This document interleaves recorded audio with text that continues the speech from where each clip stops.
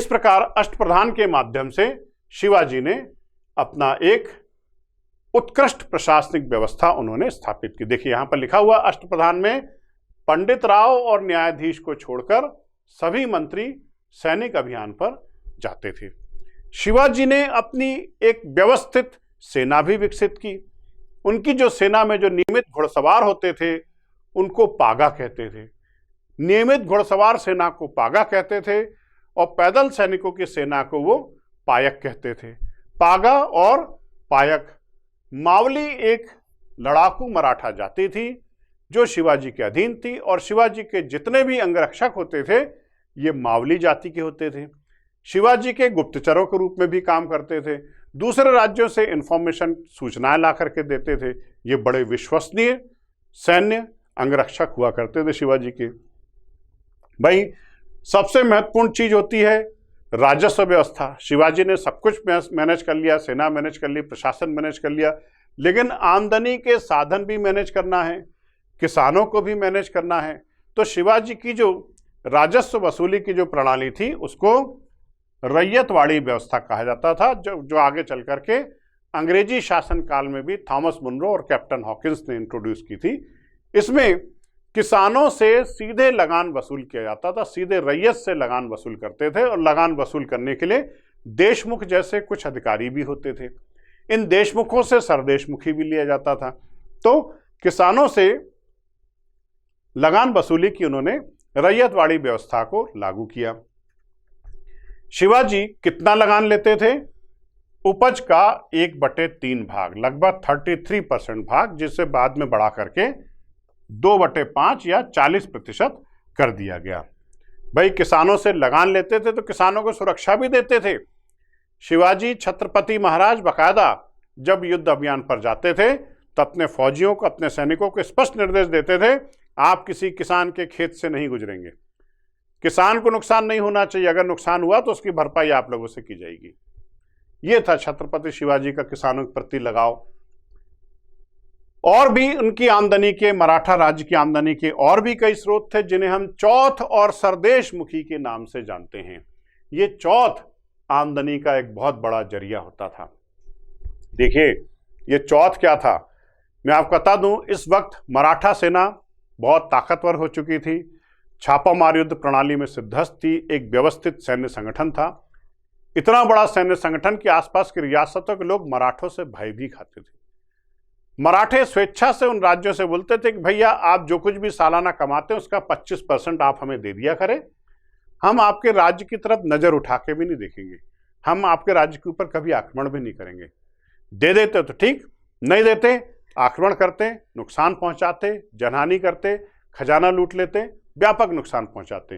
तो इस डर से आसपास की तमाम रियासतें मराठा आक्रमण से बचने के लिए अपनी सुरक्षा के नाम पर मराठों को टैक्स देते थे, जिसे चौथ कहा जाता था। यह चौथ उनकी आमदनी का 25% हिस्सा होता था। फिर एक और उनका टैक्स का बहुत अच्छा सोर्स था जिसको सरदेशमुखी कहा जाता था। यह इंटरनल था। मैंने आपसे बताया था कि लगान वसूली के लिए देशमुख नाम के अधिकारी नियुक्त किए जाते थे अपने ही मराठा राज्य के भीतर। देशमुख जो लगान इकट्ठा करते थे उसका 1/10वां भाग उन्हें राजा को समर्पित, छत्रपति महाराज को समर्पित करना पड़ता था, जो उनकी आमदनी का 1/10वां भाग होता था। इसे सरदेशमुखी कहते थे। तो आप ध्यान रखें, चौथ और सरदेशमुखी मराठों की आमदनी के सबसे बड़े सोर्स थे। तो ये मैंने आपको बताया विद्यार्थियों, छत्रपति शिवाजी महाराज का व्यक्तित्व, कृतित्व और उनकी आमदनी के साधन और उनके प्रशासन के स्रोत। अब हम देखिए, शिवाजी ने एक विशालकाय मराठा साम्राज्य स्थापित करके हमें दे दिया। अब शिवाजी के उत्तराधिकारियों को तय करना था कि वे साम्राज्य को किस दिशा में ले जाते हैं। जैसा कि आपके सामने स्पष्ट है, 12 अप्रैल 1680 को छत्रपति शिवाजी महाराज की मृत्यु हो गई। उनकी मृत्यु के पश्चात उनके दोनों पुत्रों संभाजी और राजा राम के मध्य सत्ता प्राप्ति के लिए संघर्ष छिड़ गया। अब इनके साथ समस्या ये थी कि एक तरफ इन्हें मुगलों से भी लड़ना है और दूसरी तरफ ये आपस में भी लड़ रहे हैं सत्ता प्राप्ति के लिए।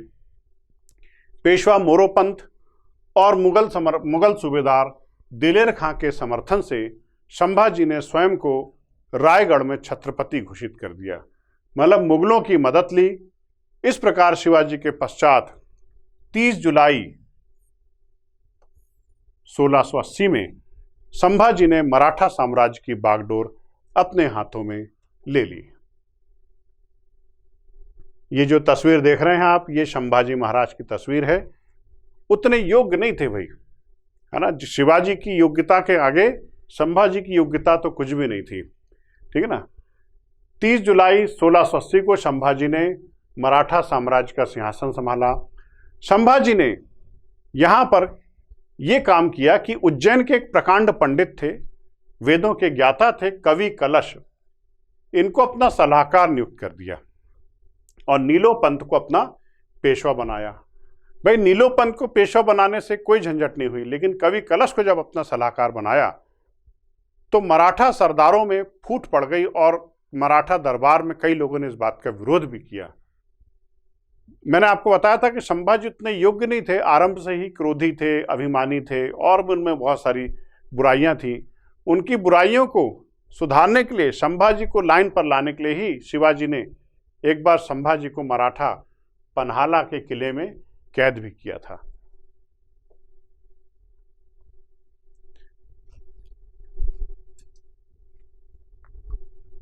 सोलह सौ 81 में संभाजी ने औरंगजेब के विद्रोही पुत्र युवराज अकबर को राजनीतिक शरण दी।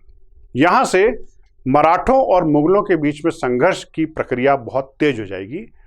औरंगजेब ने इसे मराठों के हस्तक्षेप के रूप में देखा और ये माना कि ये मुगलों के मामले में, अंदरूनी मामलों में लगातार हस्तक्षेप कर रहे हैं। औरंगजेब इस बात से काफी नाराज था कि अकबर को शरण संभाजी ने क्यों दी। अकबर का पीछा करते करते औरंगजेब दक्कन आ पहुंचा। जैसे ही औरंगजेब दक्कन आया तो मराठों और मुगलों के बीच संघर्ष बहुत तेज हुआ। 1689 में संगमेश्वर के युद्ध में, खतरनाक युद्ध हुआ। संगमेश्वर के युद्ध में संभाजी और कवि कलश पराजित हो गए और दोनों को गिरफ्तार कर लिया गया। मुगलों के सेनापति मुबारक खान ने दोनों को गिरफ्तार करके औरंगजेब के समक्ष पेश किया। मुबारक खान ने संभाजी की हत्या कर ली और उसकी राजधानी रायगढ़ पर कब्जा कर लिया। साथ ही उसके पुत्र शाहू जी और पत्नी येशुबाई को कैद कर लिया। इस प्रकार संभाजी का कार्यकाल समाप्त हुआ। संभाजी की मृत्यु के पश्चात राजा राम गद्दी पर बैठे। 1689 से 1700 तक इन्होंने शासन किया। संभाजी की मृत्यु के बाद राजा राम ने मुगल साम्राज्य की बागडोर अपने हाथों में ली। अब भाई रायगढ़ तो मुगलों के कब्जे में जा चुका था, इसलिए इन्होंने अपनी प्रथम राजधानी जिंजी को बनाया, इनिशियल कैपिटल, और बाद में 1689 में सतारा अपनी राजधानी को स्थानांतरित कर लिया। अब मराठों की राजधानी सतारा थी, पहले रायगढ़ हुई, फिर कुछ समय के लिए जिंजी और अब सतारा। राजा राम सत्ता के मामले में बेहद ईमानदार था। उसने कभी भी अपने आप को शासक राजा नहीं माना, वो अपने आप को शाहू जी का प्रतिनिधि मानता था। इसलिए वो कभी भी उसने राजगद्दी पर अपना आधिपत्य नहीं जताया। राजा राम ने मराठा सरदारों को अपनी अपनी सेना रखने की छूट दी, अपने अपने क्षेत्र में स्वतंत्रतापूर्वक शासन करने की छूट दी। इससे मराठों में भी सामंतशाही जैसी पद्धति धीरे धीरे विकसित होने लगी। राजा राम ने प्रतिनिधि नामक एक नवीन पद बनाया और परशुराम त्रयंबक को अपना पहला प्रतिनिधि नियुक्त किया। राजा राम के पश्चात शिवाजी द्वितीय गद्दी पर बैठे। इन्होंने 1700 से 1707 तक शासन किया। देखिए, राजा राम की मृत्यु के पश्चात उसकी विधवा ताराबाई ने अपने 4 वर्षीय पुत्र को शिवाजी की उपाधि प्रदान की और गद्दी पर बिठा दिया। यहीं से मराठों और मुगलों के बीच में संघर्ष फिर तेज हो गया। थोड़ी सी जो कमी आई थी वो तेज हो गया। अब आपको मैं बता दूं, 1707 में औरंगजेब की मृत्यु हो गई और बहादुर शाह प्रथम गद्दी पर बैठे। शिवाजी का पोता अर्थात शंभू जी का पुत्र शाहू जी महाराज जो अभी तक मुगलों की कैद में थे, अब वो आजाद कर दिए गए। शाहू जी कैद से आजाद होने के पश्चात वापस मराठा साम्राज्य में आए और उत्तराधिकार को लेकर के मराठों में युद्ध छिड़ गया कि अगला शासक कौन होगा, शाहू जी रहेंगे या शिवाजी द्वितीय रहेंगे। वास्तविक उत्तराधिकारी तो शाहू जी थे, तो मुगलों ने मराठों के उत्तराधिकार युद्ध में हस्तक्षेप करना शुरू कर दिया। अब शाहू जी और उनकी चाची ताराबाई के मध्य खेड़ा में उत्तराधिकार का युद्ध हुआ। शाहू जी महाराज जीत गए और उन्होंने सतारा पर अपना अधिकार जता लिया। पराजित ताराबाई कोल्हापुर चली गई और कोल्हापुर में उन्होंने शिवाजी द्वितीय के नाम से अपनी सत्ता स्थापित की। इस तरह से मराठा साम्राज्य में फूट पड़ गई और दो सॉवरेन पावर एग्जिस्टेंस में आ गई। कोल्हापुर में शिवाजी द्वितीय के पश्चात संभाजी द्वितीय अगले शासक बने। अब शाहू जी महाराज गद्दी पर बैठे भाई। इन्होंने 1707 से 1749 तक शासन किया। मराठा छत्रपति के रूप में अपना राज्याभिषेक भी करवाया। 1708 में शाहू जी ने सेना करते नामक एक नवीन पद सृजित किया। ये सेना का मुख्य प्रबंधक होता था, सेना करते चीफ मैनेजर होता था, और इस महत्वपूर्ण पद पर उन्होंने बालाजी विश्वनाथ को नियुक्त किया। यहीं से पेशवा का पद ताकतवर होने लगा। शाहू जी ने बालाजी विश्वनाथ को ही 1713 में अपना पेशवा नियुक्त किया। पेशवा सेना करते भी है और पेशवा भी है, मतलब प्रधानमंत्री के पास अब मिलिट्री पावर्स भी आ चुकी थी, तो धीरे धीरे पेशवा अब ताकतवर होने लगा। अब शाहू जी के बारे में आपको एक फैक्ट और बताऊं। पुरंदर की संधि के तहत शाहू जी को औरंगजेब के हवाले किया गया था, औरंगजेब के पास गिरवी रखा गया था। शाहू जी को इतिहास में औरंगजेब का योग्य नाती कहा जाता है। क्या कहा जाता है? औरंगजेब का योग्य नाती, शिवाजी का पोता और औरंगजेब का नाती। कैसे साहब? औरंगजेब की एक पुत्री थी जीनत-उल निसा, निस्संतान थी। जीनत-उल निसा ने शाहू जी का पालन पोषण बिल्कुल पुत्र की भांति किया। जीनत-उल निसा मां की भूमिका में सफल रही और शाहू जी के पालन पोषण में उन्होंने कोई कमी पेशी नहीं छोड़ी, इसलिए शाहू जी को औरंगजेब का योग्य नाती कहा जाता है। 1749 में शाहू जी की मृत्यु हो गई। अब राजा राम द्वितीय गद्दी पर बैठे। राजा राम द्वितीय ने 1749 से 77 ईस्वी तक शासन किया। मराठा गद्दी पर बैठा शाहू जी महाराज के पश्चात। राजा राम द्वितीय के शासनकाल में एक समझौता हुआ जिसे संगोला का समझौता कहा जाता है। ये पेशवा और मराठा शासक के बीच में हुआ एक महत्वपूर्ण समझौता है। 1750 ईस्वी का संगोला का संधि जिसके माध्यम से पेशवा के पद को वैधानिक रूप से प्रधानता दी गई। पेशवा अब मराठा साम्राज्य में वास्तविक प्रमुख की भूमिका में आ चुका था। जितनी एडमिनिस्ट्रेटिव पावर्स थी इस संगोला की संधि के तहत वो सब पेशवा के पास केंद्रित हो गई। इसके समय में सतारा की जगह पर अब पुणे को एडमिनिस्ट्रेटिव सेंटर मराठों का बना दिया गया। ये संगोला की संधि याद रखिएगा। संगोला की संधि के माध्यम से ही मराठा में पेशवा पद बहुत ताकतवर हो गया। राजा राम द्वितीय के पश्चात उनका दत्तक पुत्र शाहू द्वितीय गद्दी पर बैठा। नाना फडणवीस जो पेशवा थे उन्होंने शाहू द्वितीय का जो वेतन भत्ता था उसको कम कर दिया और उनके परिवार के सदस्यों पर बहुत सारे प्रतिबंध लगा दिए। मैं आपको बता दूं, यहां पर स्थिति मॉडर्न व्यवस्थाओं की तरह हो गई है। पेशवा साम्राज्य का वास्तविक प्रमुख बन चुका है और शासक नाम मात्र का प्रधान बना हुआ है। कई मामलों में तो वो सम्राट भी पेशवा के अधीन आ चुका था। प्रताप सिंह गद्दी पर बैठे। शाहू द्वितीय की मृत्यु के पश्चात 1808 से 1839 ईस्वी तक उन्होंने शासन किया। प्रताप सिंह कोई महत्वपूर्ण ऐसे शासक नहीं थे और इनके समय में छत्रपति और पेशवा के संबंध और बिगड़ चुके थे, क्योंकि पेशवा पावरफुल हो चुका था।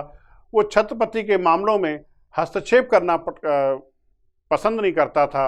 एक बार तो ऐसी स्थिति भी आई कि प्रताप सिंह को पेशवा के विरुद्ध जाकर के अंग्रेजी सरकार से सहायता मांगनी पड़ी। यहीं से अंग्रेजों का मराठा साम्राज्य में दखलंदाजी शुरू हो जाती है। इसके पश्चात अप्पाजी साहेब, जिन्हें शाहजी के नाम से जाना जाता है, गद्दी पर बैठे 1839 से 1848 तक शासन किया। इनका जो पूरा नाम था भाई शाहजी अप्पाजी साहेब, गद्दी पर बैठे। ये भी अयोग्य थे। 5 अप्रैल को इनकी मृत्यु हो गई। इनके कोई संतान नहीं थी, निस्संतान थे। अप्पा साहेब की पत्नी बच्चे गोद नहीं ले सकी और वास्तविक पुत्र इनके था नहीं, तो सतारा राज्य को अंग्रेजी राज्य में विलीन कर लिया गया, विलय कर लिया गया डॉक्ट्रिन ऑफ लैप्स के तहत। ध्यान रखिएगा, डलहौजी की हड़प नीति के तहत अप्पा साहेब के कोई वास्तविक पुत्र नहीं था। अप्पा साहेब की मृत्यु हो चुकी थी। गोद लिए हुए पुत्र को सत्ता नहीं सौंपी जाएगी, इसी आधार पर हड़प नीति के तहत सतारा को ब्रिटिश साम्राज्य में विलीन कर लिया गया। इस प्रकार मराठा साम्राज्य पूर्णतः समाप्त हो गया और यहीं से अंग्रेजों के मराठों के मामले में हस्तक्षेप और तेजी से बढ़ने लगे। मराठा साम्राज्य बिखरना शुरू हो गया। देखिए, मराठा साम्राज्य समाप्त हो गया, छिन्न भिन्न हो गया। बाकी समय अब इनका अंग्रेजों के साथ संघर्ष में बीतेगा। अब इसके बाद का जो टॉपिक है, देखिए अभी तो हमने पढ़े मराठा शासक, लेकिन मराठा साम्राज्य में एक पद बहुत महत्वपूर्ण था, पेशवा का पद। इनमें से कुछ ऐसे पेशवा हुए हैं जिन्होंने मराठा शक्ति को चरमोत्कर्ष पे पहुंचा दिया। तो विद्यार्थियों, अगले व्याख्यान में हम पेशवा को पढ़ेंगे, पेशवाई को पढ़ेंगे। विद्यार्थियों, अगले लेक्चर में हम पढ़ेंगे पेशवाओं के बारे में। अभी तक हमने पढ़ा था मराठा शासकों के बारे में, लेकिन जैसा कि मैंने आपको बताया था कि अष्टप्रधान का एक प्रमुख अधिकारी होता था पेशवा, एक तरीके से प्रधानमंत्री। धीरे धीरे ये पेशवा इतना ताकतवर होता चला गया कि पूरा मराठा साम्राज्य इन पर केंद्रित हो गया और कुछ पेशवाओं ने तो मराठा साम्राज्य की शीर्ष पर पहुंचा दिया, मराठा साम्राज्य की शक्ति को शीर्ष पर पहुंचा दिया। तो अगले व्याख्यान में हम पेशवाओं के बारे में पढ़ेंगे। तब तक के लिए आप सभी को नमस्कार, जय हिंद, शुक्रिया।